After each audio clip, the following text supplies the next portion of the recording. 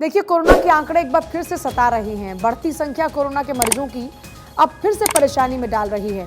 हर दिन गुजरने के साथ ही क्योंकि कोरोना मरीजों की संख्या लगातार बढ़ती जा रही है, कई सवाल उठ रहे हैं उसके बाद से। ये सवाल कि फिर से कहीं लॉकडाउन की ज़रूरत तो नहीं पड़ने वाली है, क्योंकि आप देखिए लोग बहुत प्रभावित हुए हैं लॉकडाउन से।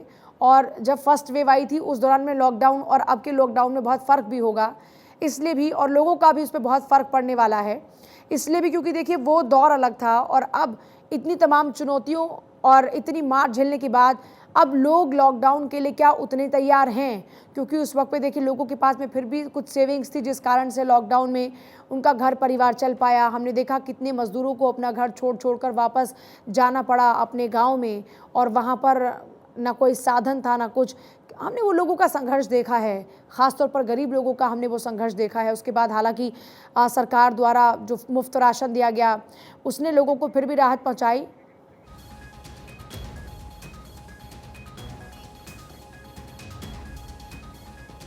और देखिए इस पर हमारे साथ में कई मेहमान रहेंगे जिनके साथ में हम चर्चा करेंगे इस वक्त कोरोना कितना खतरनाक है, किस तरीके से इससे बचा जा सकता है, क्या आने वाले दिनों में कोरोना और खतरे बढ़ाएगा। लेकिन इस बीच ज़रा आंकड़े आपको दिखाते हैं और ये भी बताते हैं कि हम कितना तैयार हैं फिलहाल। देखिए कोरोना में अगर मौत के आंकड़ों की बात करें तो 3 अप्रैल को 11 मौत हुई थी। इसी तरीके से 4 अप्रैल में जब आप आते हैं तो 4 अप्रैल को जो मौत का आंकड़ा था वो 9 का रहा। फिर वही 5 अप्रैल को कोरोना से मरने वालों की जो संख्या थी वो थी 15। अब 3, 4, 5 में अब देखिए थोड़ा थोड़ा इजाफा हो रहा है। 9 में थोड़ा सा कम गया, लेकिन 5 अप्रैल को एकदम से 15। फिर 6 अप्रैल को थोड़ा कम है, 13। देखिए किसी की भी मौत नहीं होनी चाहिए, ना कोरोना से और ना किसी बीमारी से, और इसीलिए तमाम स्वास्थ्य सेवाएं यहाँ पर चलाई जाती हैं, आप देख रहे हैं। लेकिन इस बीच अगर कोरोना के डेथ के और आंकड़ों की बात करते हैं, 7 तारीख को ये आंकड़ा 13 का रहा। यानी कोरोना से 7 तारीख को 13 लोगों की जान चली गई, 7 तारीख को। और इसी कोरोना से 8 अप्रैल को अगर देखें तो 9 लोगों की जान चली गई। इस तरीके से ये 3, 4, 5, 6, 7, 8 आप देखेंगे कि लोगों की जान जाने का सिलसिला 15 लोगों तक की जान चली गई कोरोना के कारण। अब अगर देखिए रफ्तार की बात करते हैं तो 3 अप्रैल को जो आंकड़ा दिन भर का था वो 3641 केसेस थे। फिर 4 अप्रैल को आंकड़ा 3038 का रहा। 5 अप्रैल को आंकड़े में इजाफा हुआ और 4435 का आंकड़ा हो गया। 6 अप्रैल को आप देखिए 5335 का आंकड़ा हो गया। फिर 7 अप्रैल को आप देखिए 6050 का आंकड़ा हो गया। यही 8 अप्रैल को जो आंकड़ा रहा वो रहा 5357 का। तो लगातार इसमें इजाफा होता रहा। और तो आप इससे भी समझ सकते हैं कि जो कोरोना के बढ़ते आंकड़े हैं वो कैसे लोगों को परेशान कर रहे हैं। ये आपकी सामने टीवी स्क्रीन पर भी तस्वीर, इसमें आप देखेंगे कि कैसे कोरोना के बढ़ते आंकड़े इस वक्त सता रहे हैं और लोगों को परेशान कर रहे हैं।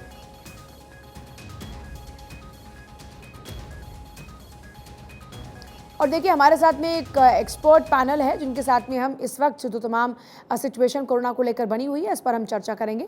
डॉक्टर मनोज कुमार कार्डियोलॉजिस्ट जल्द हमारे साथ में होंगे। डॉक्टर DR राय हैं, पूर्व जनरल सेक्रेटरी हैं IMA के, और डॉक्टर अनीता चंद्रा हैं, MBA बेस हमारे साथ में इस वक्त हैं। डॉक्टर DR राय, आपके साथ में शुरुआत करती हूँ। कोरोना के बढ़ते आंकड़े फिर से परेशान करने लगे हैं। हमने देखा कि फर्स्ट वेव, सेकेंड वेव ने लोगों को बहुत परेशान किया, और सेकेंड वेव में तो जैसे मौत का आंकड़ा था उस मंजर को देखकर आज भी कोई सहम सा जाता होगा जब जब किसी के आगे वो मौत का मंजर सामने आता है। इनफैक्ट आप और हम भी उनमें शामिल हैं। तो क्या वो तस्वीर फिर से ये कोरोना लेकर आ सकता है, जिस तरीके से ये धीरे धीरे आंकड़ा बढ़ रहा है कोरोना का और लोगों की जान भी जा रही है इसी कोरोना के कारण? कहीं वो मंजर तो देखने को नहीं मिलेगा? पूजा जी, आपका जो सोचना है बिल्कुल सही है, और हम लोग भी उसके से बहुत ज्यादा परेशान हैं कि 2020 2021 को जो हम लोगों ने बर्दाश्त किया, हमारे देश ने जो बर्दाश्त किया, जो मजदूरों ने बर्दाश्त किया, या जो जनता ने बर्दाश्त किया, डॉक्टर समाज ने बर्दाश्त किया, कोई भी नहीं चाहेगा कि हमें उस दोबारा उस स्थिति में आना पड़े हमको। जब लास्ट वाला अभी जो वेरिएंट आया है, अगर आप मानो तो हमने 2021 के अंदर, 22 के अंदर जब केसेस कम होने लगे थे, 21 के अंदर हमने कहा था ये मत सोचिए कि आपको 2 वैक्सीन लग गए तो आप बिल्कुल इम्यून हो गए, आपको कोरोना नहीं था, और कोरोना देश से जाने वाला नहीं है, ये हम लोग को कहा था। तो एक इस प्रकार का बहरूपिया वायरस है जो अपना रूप बहुत जल्दी जल्दी बदल रहा है। और अभी जो वेरिएंट आ गया 1.16 ZBB, तो ये अब उस प्रकार की उसकी इन्फेक्टिविटी आ गई है। आज भी मैं ये कहूंगा कि हमको उससे डरने की जरूरत नहीं है। एहतियात पहले बढ़ती थी, जो अप्रोप्रिएट प्रोटोकॉल हमने कोरोना के अपनाए थे, हमको उसको अपनाना बहुत जरूरी है। जिन लोग घर में कोई बाहर काम नहीं है, कृपा करके घर से मत निकलिए, भीड़ में मत जाइए, अपने आप को बचा के रखिए। और अगर कोई भी व्यक्ति बुखार या वगैरह कुछ है, जांच करा लीजिए। अगर कोरोना है तो आप उसका इलाज कर सकें, और जिन लोगों ने आपका वैक्सीन नहीं लगाए, वैक्सीन लगा लीजिए। तो आपका जो कहना है, हाँ, चिंता हमको जरूर कि इसी प्रकार से हमारे धीरे धीरे करना है हमको, लेकिन हमको घबराने की जरूरत नहीं है, क्योंकि 2020 हम लोग तैयार नहीं थे। हमारे पास 21 तक पूरे हमने साधन निकाल लिए, और आज हम हर स्थिति से लड़ने को तैयार है। सिर्फ हमको सपोर्ट चाहिए अपनी जनता से, वो उनके प्रोटोकॉल्स के नियम को अपनाएं, मास्क बिना घर से आने, सैनिटेशन का ध्यान रखें, बुजुर्गों का ध्यान रखें, चिंता करने की जरूरत है। और जी, डॉक्टर अनीता चंद्रा भी हमारे साथ में है। डॉक्टर अनीता चंद्रा, लोग किस तरीके से फिलहाल अपनी सेहत का ख्याल रखें ताकि अगर वो कोरोना की चपेट में आ भी जाएं तो जल्दी रिकवरी हो? देखिए, प्रिवेंशन तो करना ही है, और सो एक्टिव टेस्टिंग करना है। अगर खांसी जुकाम बुखार है 2-3 दिन तक चल रहा है, आप अपने आप को आप आइसोलेट करके रखिए कि ये इन्फेक्शन दूसरे को ना फैले, एंड आप तुरंत उसके बाद डॉक्टर के पास जाइए, टेस्ट भी करवा लीजिए, ये हमारे लिए जरूरी है। उसके साथ साथ आपका अपने आप जब आप सेपरेट करके रखे हैं 5 दिन एसिम्प्टोमेटिक, 7 दिन अगर आप सिम्टम्स हैं, सिम्टम्स लेकर आप हॉस्पिटल भी जा सकते हैं। ओके, और इसके साथ साथ सबके लिए डिस्टेंस मेंटेन करना है, 2 गज का दूरी, ओके, एंड मास्क भी पहनना है, हैंड सैनिटाइज करना है। और जिस आदमी अभी तक वैक्सीनेशन का प्रोटोकॉल कंप्लीट नहीं किया है उनको जरूरी है complete. So vaccination, maintain distance, mask use and sanitiser, चारों तो सबको लिए चलना जरूरी है। ओके, और एक बात है कि अगर आपको एसिम्प्टोमेटिक है घर पे रह जाइए, उसमें ठीक हो जाएगा। अगर आपको सिम्टम्स है हॉस्पिटल में जाना है, एंड ये जो 2 टाइप्स ऑफ वेरिएंट है H3N2 और एक नया है X जो आया है 1.16 BB XBB, वो भी नया स्ट्रेन है। हमको जीनोमिक्स टेस्टिंग करना पड़ेगा क्योंकि हमको जानना है इसका जेनेटिक मटेरियल क्या है। अगर हम पता चलेगा जेनेटिक मटेरियल, उसके साथ साथ हम वैक्सीन के लिए तैयारी भी कर सकते हैं। बट ओवरऑल पिक्चर, केसेस बढ़ रहा है, बट नोबडी इज गेटिंग सिक, उतना खतरनाक नहीं है। अभी पॉजिटिविटी रेट 3.3%, 11 मौत हो चुका है, वो डरने का बात है। आगे क्या होने वाला है वी डू नॉट नो, बस एज ऑन टुडे उतना घबराने का जरूरत नहीं है, बिकॉज दिस वायरस थोड़ा बहुत म्यूटेटेड है और उतना खतरनाक नहीं है। आदमी को उतना हॉस्पिटल में नहीं जाना, और ऑक्सीजन आईसीयू का उतना जरूरत नहीं है। और हम दर्शकों को ये भी बताना चाहते हैं, अगर आप इम्यूनो कॉम्प्रोमाइज्ड है, जैसे हमारा कैंसर पेशेंट्स, बच्चों, जो कैंसर का ट्रीटमेंट चल रहा है, जो किडनी का डायलिसिस है, किडनी ट्रांसप्लांट हुआ और any other organ transplant, hypertension, blood sugar का बीमारी, न्यूरोलॉजिकल प्रॉब्लम, लिवर, लंग, किसी का ऑर्गन का कोई प्रॉब्लम है जिनके लिए थोड़ा बहुत ज़्यादा खतरनाक है, वो आदमी जल्दी से ये बीमारी से सिक हो जाते हैं। So please be careful, control your medical problems and be careful. उन लोगों को हमको ज़्यादा ध्यान देना चाहिए as well as the health care workers. अभी हमारा स्टेट में शुरू भी हो चुका है कि mask is mandatory inside the hospital. Anyhow we were wearing mask continuously, but अभी हॉस्पिटल के अंदर एवरीबडी मस्ट हॉस्पिटल। सो ऐसे करके कुछ जगह में तो कर जरूरी है स्ट्रिक्ट होने के लिए। अच्छा, अभी हमने देखा कि मेजॉरिटी ऑफ पीपल के पास में आजकल तो वैक्सीनेशन है और लोग बूस्टर डोज भी ले रहे हैं सेकंड वेव देखने के बाद में। तो क्या ये मानकर चलें कि जो लोग बूस्टर डोज तक लगवा चुके हैं और जिनका वैक्सीनेशन प्रॉपर हो चुका है उनको ये कम इफेक्ट करने वाला है? यस, शायद भी हो सकता है, बिकॉज हमारे इंडिया का जो बना हुआ वैक्सीन इज इनएक्टिवेटेड वैक्सीन, पूरा होल जीनोम लेकर के कर चुके हैं। तो yes, with mutation different virus का जेनेटिक मटेरियल चेंज होता है, एक नहीं रहते हैं। सो लगभग it will be the same thing। तो इसीलिए हम लोग सोच रहे हैं this particular vaccine will be safe for other strains until and unless एक दूसरा completely different strain आ गया जब हमारा वैक्सीन काम नहीं करेगा। So हमारा जो वैक्सीन का है it was very very effective in India, success rate was very high and 98% अभी रिकवरी अभी भी चल रहा है। तो उसी वैक्सीन को लगाते रहिए until and unless हमको नया स्ट्रेन, नया जीनोमिक पैटर्न, नया तरीका का बीमारी दिखाई देगा, तब हम लोग को वैक्सीन चेंज करना है। अच्छा डॉक्टर, अगर फर्स्ट वेव और सेकंड वेव में फ़र्क देखते हैं तो जैसे जिसका आपने भी जिक्र किया कि वो बहरूपिया कोरोना वेरिएंट था जो कि पल पल बदल रहा था और समझ में नहीं आ रहा था कि उसको किस तरीके से ट्रीट किया जाए, और कुछ लोगों की जान बच पा रही थी, कुछ लोगों की जान जा रही थी। अभी ये जो नए वेरिएंट जिनका जिक्र डॉक्टर अनीता ने भी किया, ये वेरिएंट इसमें क्या क्या ये है कि खतरा है? पूजा जी, जब आप फर्स्ट वेव सेकंड वेव की बात कर रहे हैं तो मैंने पहले भी कहा कि फर्स्ट वेव और सेकंड वेव के अंदर हम लोग बिल्कुल प्रिपेयर्ड नहीं थे और इसका कोई कारगर इलाज भी किसी को मालूम नहीं था। हम डॉक्टर समाज ने, आईसीएमआर वगैरह ने, all India institute of medical science ने हिट एंड ट्रायल के ऊपर हमने उसके इलाज का प्रोटोकॉल तैयार किया और अब वही प्रोटोकॉल आज की तारीख में इस प्रकार के पेशेंटों के ऊपर यूज हो रहा है, इसलिए हमें कुछ चिंता की जरूरत नहीं रहा। और डॉक्टर राय, एक चीज तो है ना, अभी जैसे मौसम चेंज हो रहा है, कैसे ये लोग पता लगाएं कि ये कोरोना से प्रभावित हो गए हैं और ये कोरोना का नए वेरिएंट का असर है? क्योंकि जुकाम, खांसी, बुखार, सर में दर्द, बॉडी एक्ट, ये सब तो आजकल बहुत नॉर्मल है, ये तो वायरल में भी आजकल हो रहा है। तो कैसे डिफ्रेंशिएट करेंगे कि ये कोरोना का असर है और ये नॉर्मल वायरल का? देखिए, उसको जो उसका फर्क करने का तो सबसे बड़ा इलाज है कि उसको आप टेस्ट करा लीजिए। लेकिन मैं थोड़ा सा उसके बारे में बताता हूँ। H3N2 का जो वायरस, इन्फ्लुएंजा का वायरस चल रहा है, उसके अंदर वो जाके वायरस हमारे अपर रेस्पिरेटरी ट्रैक्ट को इन्फेक्ट करता है। उसके अंदर क्या खांसी जुकाम हो जाता है लेकिन बलगम नहीं होती। कोरोना का वायरस जाके डीप लंग्स के अंदर जाके इफेक्ट करता है और वो लंग के डिस्टर्ब करता है, तो उसको हमको डिफरेंस करना पड़ता है। लेकिन आप अपनी तरह से नहीं, अपने जब भी आपको बुखार 3-4 दिन चलता है, खांसी चलती है और आप परेशानी हो रहे हैं, और अपने आप को ये भी देखिए कि आप अभी किससे मिलकर आए हैं। अगर आप किसी से मिल के आए हैं और अगर उसको कोरोना था तो आप ये मान के चलिए कि आपको भी कोरोना है। तो इसीलिए हम कहते हैं कि इवन सरकार भी कह रही है टेस्ट, ट्रेस एंड टेस्ट, आप टेस्ट जरूर करा लीजिए। अगर आपको नेगेटिव है, कोई चिंता की जरूरत नहीं है, 3-4 दिन में आप ठीक हो जाएंगे। अगर पॉजिटिव है तो टेस्ट लेके आप किसके सिम्टम हैं, ताकि हम आगे के लोगों को भी पकड़ सके और उसका ट्रीटमेंट कराना जरूरी है। ये बहुत ही सख्त हमारी जरूरी है, इसलिए हमको कोई चिंता की जरूरत करने की नहीं है।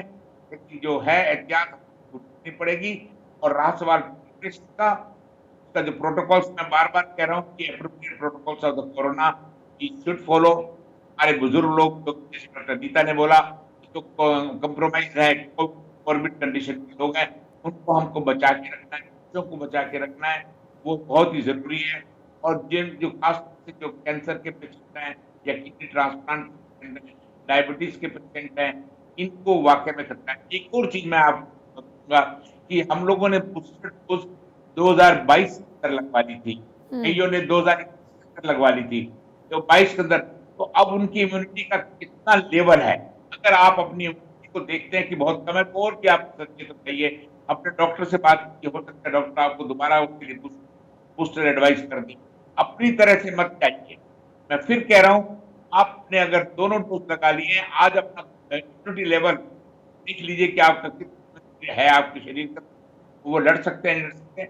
डॉक्टर से सलाह कीजिए, वो आपको सलाह देगा आप। लेकिन जिन लोगों ने सेकंड डोज नहीं लगवाई है, अभी भी बहुत ही लोग ऐसे हैं जिन लोगों ने सेकंड डोज नहीं लगवाई है और जिन लोगों ने बूस्टर नहीं लगवाई है, उनसे हमारा निवेदन है, कृपा करके अपनी सेकंड डोज लगा लीजिए, कृपा करके अपनी बूस्टर लगा लीजिए।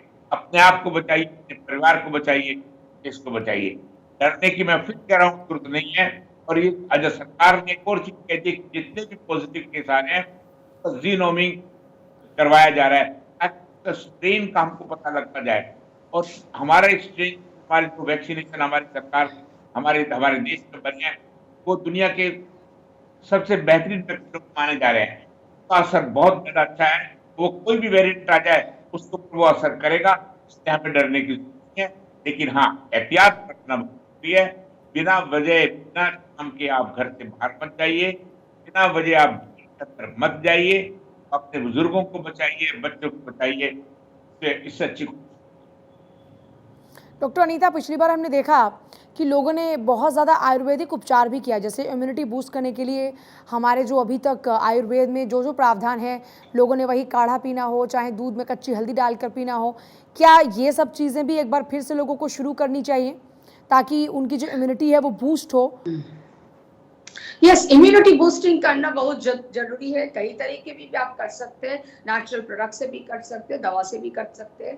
और नेचुरल प्रोडक्ट जैसे हम लोग 7-8 चीज़ों का बात करते हैं। एक तो आपने जैसे बताया हल्दी, नेक्स्ट इज जिंजर, अदरक, क्लोव दैट इज लवंग, तुलसी, then we have the other small ingredients, jeera, okay, green tea, honey, lemon. हम 10 बार नाम बता चुके हैं, सबको मिला करके हमको खाना है, बिकॉज एक एक चीज के अंदर एक एक तरीका का इम्यूनिटी बढ़ता है।